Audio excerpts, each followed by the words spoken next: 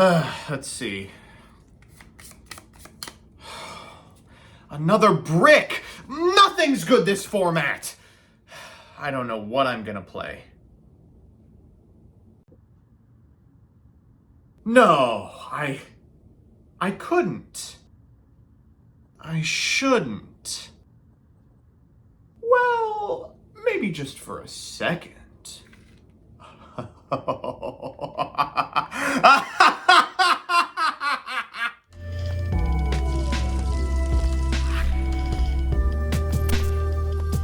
Good afternoon, jank enthusiasts! I'm MBT, and this is 10-Minute Testing. Okay, it's been fun these past few weeks, pretending other decks are going to be playable. Goblins? They'll be cheap even! Voiceless Voice? It was alright in the OCG. Magispector, VW, Labyrinth, think of all the decks that have been enabled by cards in Maze of Memories and Phantom Nightmare! Alright, enough fucking around. Welcome to another Tier 0. Presenting Snake Eye Fire King. Snakes. Why did it have to be snakes? So here's the list inspired by the Fire King combo spreadsheet. As always, I'll give you a background about the archetype, a little bit of a discussion about what I hope the deck can do, and of course the card by card. But first, this video is sponsored by Yu-Gi-Oh! Pro Deck. Yu-Gi-Oh! Pro Deck is the #1 place to go if you need a pack simulator, a card database, or want to read a wealth of strategy articles. They also post breakdowns and lists from every major TCG and Master Duel tournament, including the Master Circuit series. Give them a look at www.ygoprodeck.com. With that, let's soak in Snake Eye Fire King. Now, calling this deck Snake Eye Fire King isn't a super helpful descriptor, as the previously playable Fire King deck was playing Snake Eye cards, but this is different. Previously, this deck utilized the Fire Kings, a series of fire monsters that wanted to be destroyed, alongside the Snake Eyes, a series of powerful advantage-generating cards that had honestly pretty incidental synergies. The red strand of fate that held these two archetypes together was Sinful Spoils, which bridged the gap from Snake Eye to Fire King. With the release of Phantom Nightmare and Snake Eye Popular and Promethean Princess, however, the deck completely transforms from a Fire King deck that is playing Sinful Spoils as a mechanism to uncage Ponix to, well, basically a Snake Eye combo deck that's playing Fire King as the best mechanism to chew through established boards. Here's how the deck works. By getting a Snake Eye Ash online, you can weave through a popular setup to get to a ludicrous amount of link material, as well as to Sinful Spoils. From there, you can find Ponix, insulating your board with Ponix into Fire King Island, into Garunix, into Kirin, and then finally, by utilizing the Master Duel exclusive Promethean Princess, you can convert your board into an end setup of Amblo Whale, Flamberge, Masquerena, and some amount of just errant Fire King guys to use alongside Masquerena to make either Apollosa, Zealantis, or SP. It's completely repeatable as well, thanks to Sunlight Wolf. It's not particularly crackable, thanks to the Kirin setups.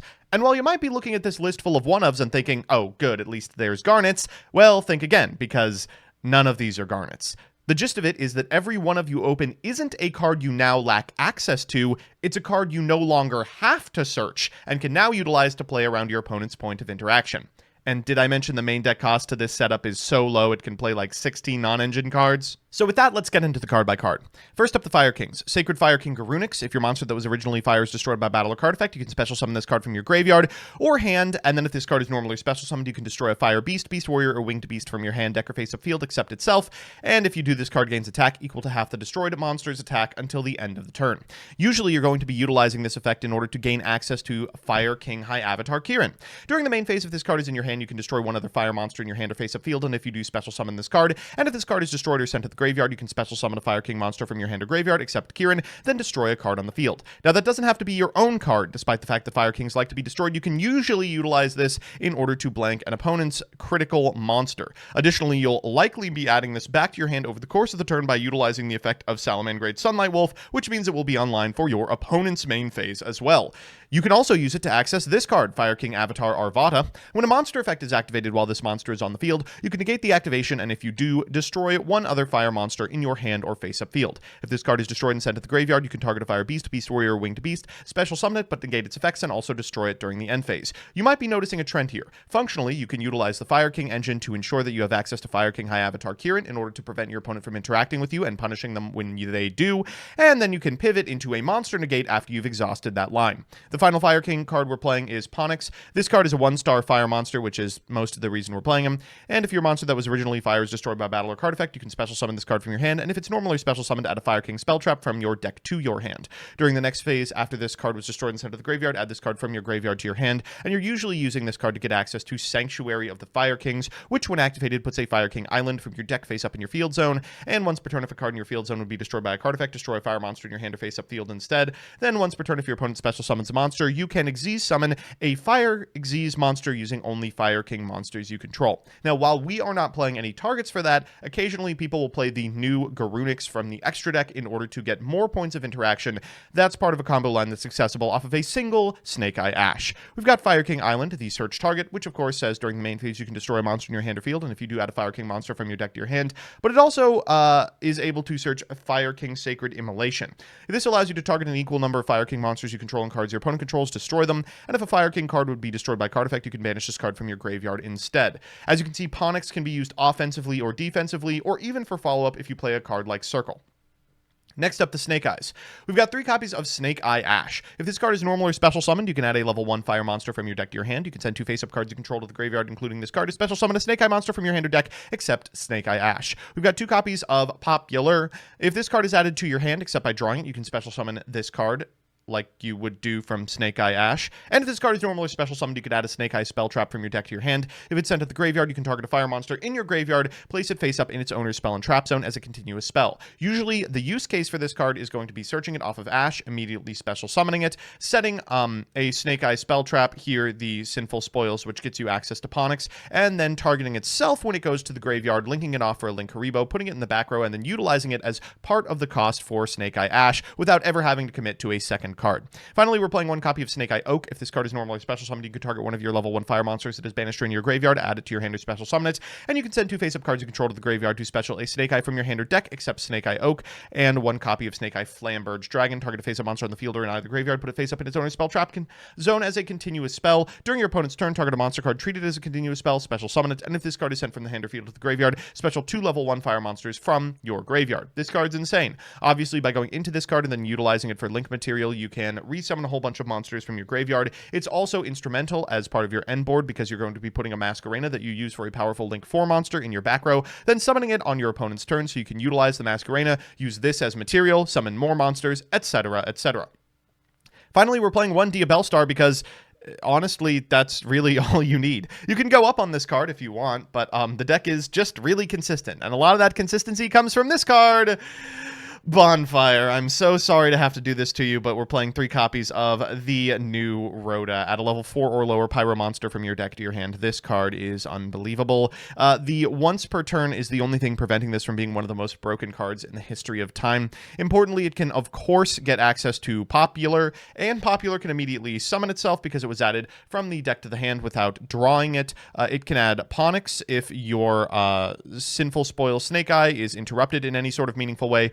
Usually you'll be utilizing this to get a copy of Ash. Now keep in mind that because this deck is so redundant, you'll often want to use Bonfire in order to get to a powerful card that your opponent has prevented you access to. Maybe they'll negate your Ash and you have to use it to search Popular. But most of the time you'll be using it to play around Droll.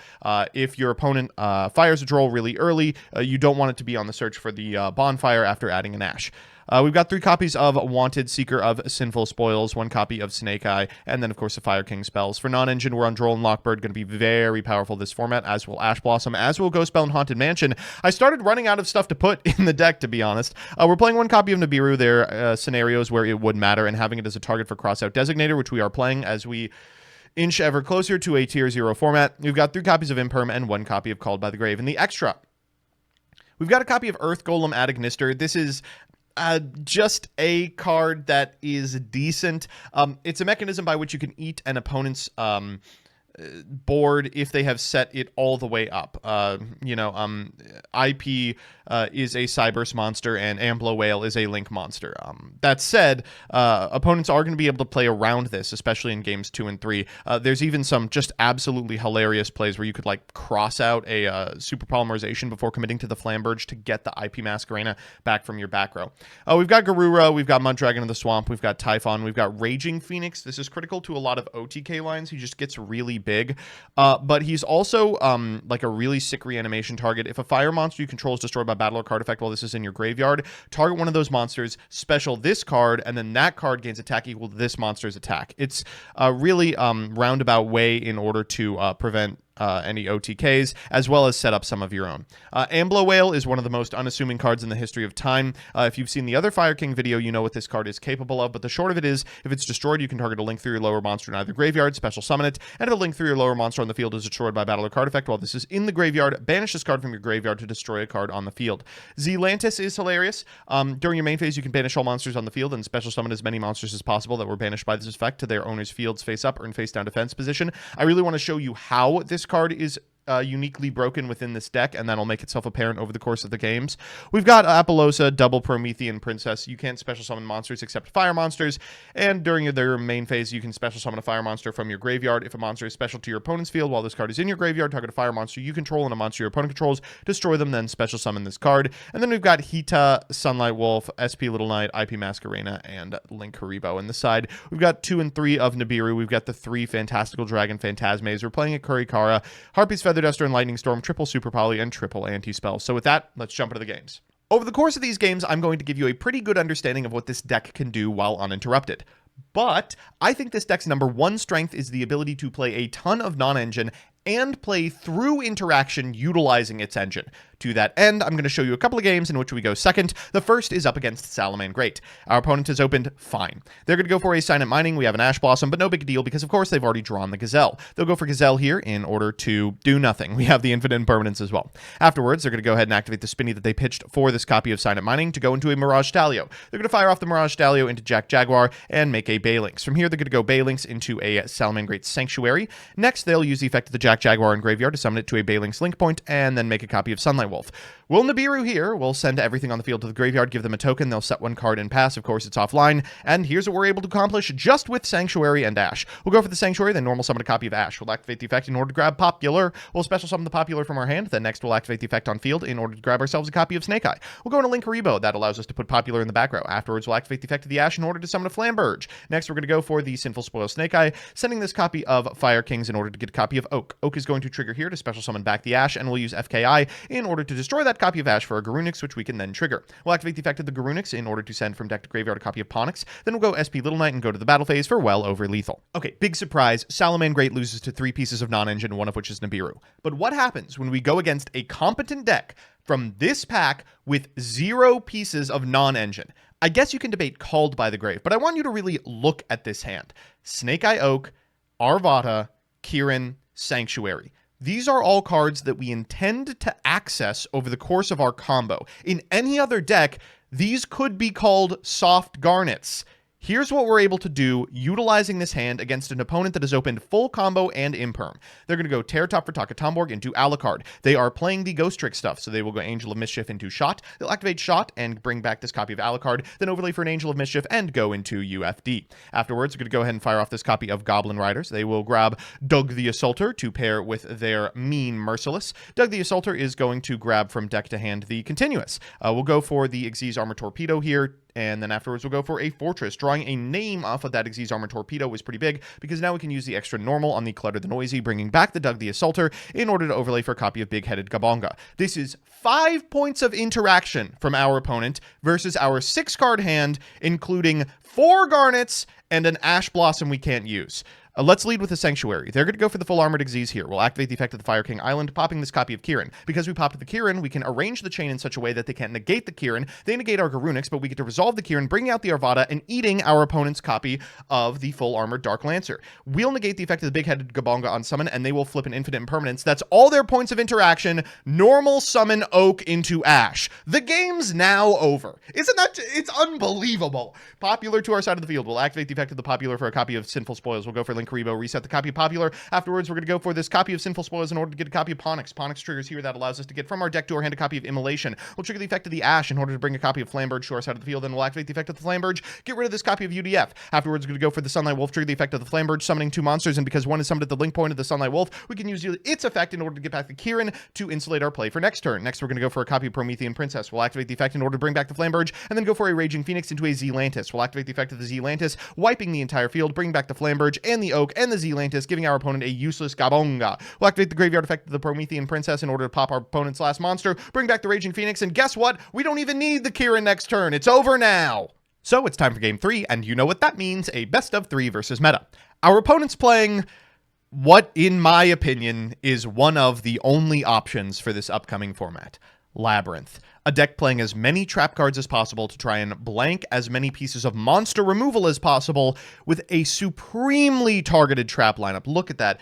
Double DDKC plus DDG in the opener.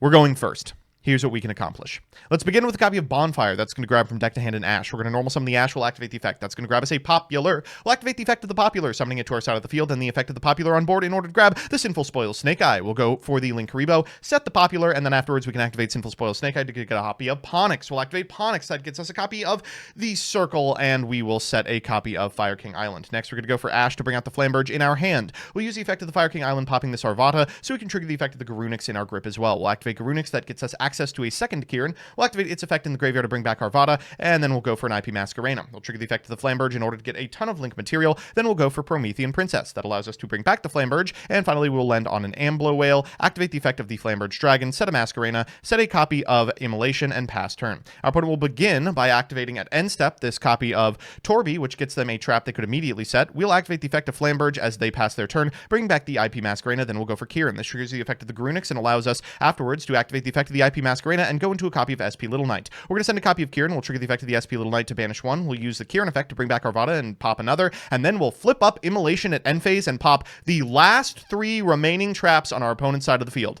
Fun game. So this is what most game 2s are going to look like. Oh, God. Triple Bonfire in the opener is not fantastic, but they're playing Labyrinth, so who knows if we even get a chance to untap. They're going to go for the effect of the Blue Butler here in order to get a big welcome Labyrinth for the pink one. They'll normal summon the pink one and summon an Ariana from deck. They're going to trigger the effect of Ariana Grande and grab from deck to hand a copy of Torby. They'll trigger the transaction rollback, copying the big welcome for Big Lady. They'll return the Ariana, then trigger the effect of the pink one and the Big Lady, popping, thankfully, a Bonfire from our grip. They draw a card, and oh my God, it's Anti-Spell Fragrance. They do play the Unchained line, which is a kind of a cool new innovation on this deck. They'll go Sharvara here, and then overlay for a Rage, into Sharvara, into Set and Escape, into activate Lovely Lady, reset this copy of Big Welcome, activate Torby in order to get the field spell, activate Backjack, shuffle the top 3, reveal the field spell, set 1, and pass, and not a lot we can do here as they activate Anti-Spell Fragrance. I guess we'll normal summon the Popular, activate the effect, they'll chain the effect of Backjack. What do you know? It's DDG. We'll go ahead and grab a spell we can't activate, they'll DDG, and I think we probably should just go next here. So it's time for that all-important Game 3, and, well, here it is! The hand the deck is designed to make. Our opponent's drawn some non-engine, but can't be activated on our turn, so what use is it? We're going to begin with a copy of Snake Eye Ash. We'll activate the effect. That's going to grab us a copy of Popular. We'll special summon the Popular. Then afterwards, we're just going to link that sucker away for a Linkuriboh, triggering the effect of the Popular to put it in the background. We'll fire off the original Sinful Spoils for a Ponix. We'll trigger the effect of the Ponix. That's going to get us the Circle. We'll activate Sanctuary in order to get a copy of Fire King Island. Then we'll activate the effect of the Ash to get the Flamberge out of our hand. Fire King Island here in order to pop this Ponix and get a copy of Kieran. We'll trigger the effect of the Garunix we already have and trigger the effect of the Garunix on field to get access to Arvata. We'll trigger the effect of the Arvata to bring back Ponix, then link offer a IP Masquerena and a Promethean Princess, bringing back Arvata. Here we can activate the effect of the Kieran, pitching the Ash for an Ambro Whale, and we can go ahead and fire off this copy of Flamberge for an IP Masquerena as well.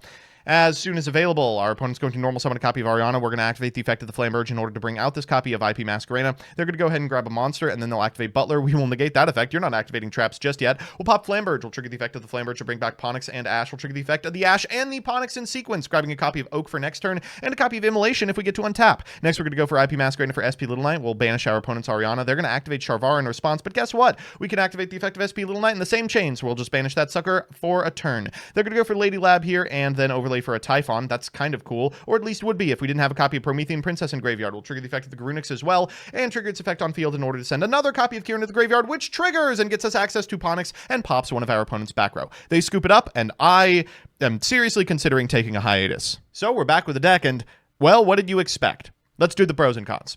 First, the pros. 1. The Snake Eye engine now has it all. With Promethean Princess, the deck has 1-card combos, the ability to play through hand traps fairly effectively, and be able to put up hard-to-crack boards like Amblo Whale, IP, and Flamberge with the Princess pop. 2. The Fire King engine got a lot better. It has multiple extenders, fodder for Snake Eyes, and multiple pops, which means both back row decks and decks weak to monster removal are going to be decimated. And 3. The deck has unreal room for non-engine, letting the deck adapt to a board breaker or a hand trap metagame. And the cons. 1. Certain board breakers are pretty good against the deck. Super Poly is extremely efficient, Earth Golem can wipe out one of the most common end boards, and Evenly Matched forces you to waste most of your interactions to protect yourself on turn 3. 2. Fire King Island is kind of vulnerable to HFD or Cosmic, leading to a full board wipe and a notable weakening of your end board. And 3. Droll can completely shut down lower power hands, which lead with a Bonfire or an Ash normal summon without extenders. Overall, this is, by and large, the best thing you can be doing this format. Open up the Fire King spreadsheet and that wallet and get studying. You're going to see this deck a lot. So that's that. Thanks so much for watching. These videos are basically subsidized by, and occasionally suggested by, my Patreons. If that's something that's interesting to you, please check out the link in the description. For now, I'd like to shout out my high-tier patrons, including Elena Tincher, Alex Perea, Allison Elliott, Brett Henry, Canner, Seaweed, Darkmaster Zork, Derp and Dragon, Devin Senpai, DJ Elephant, Enraged Peacock, Gravity, Half Miss, John Piet, Juan Cruz Avila Zati, Night Mary, Legal Rights, Luis Hernandez, Matthew M. Derezzo, MBT Play Madolce, Mike Carlotti, N54 Lionheart, Puffin of Doom, Rabout, Rose Lapine, Solar Flare the Ricka Queen, Troy Says By Erasure is Gay, Vincent Storm, Who's Nick, Wonder Waffle, Your Pot of Greed Does What, and Yuki. I couldn't have done it without you.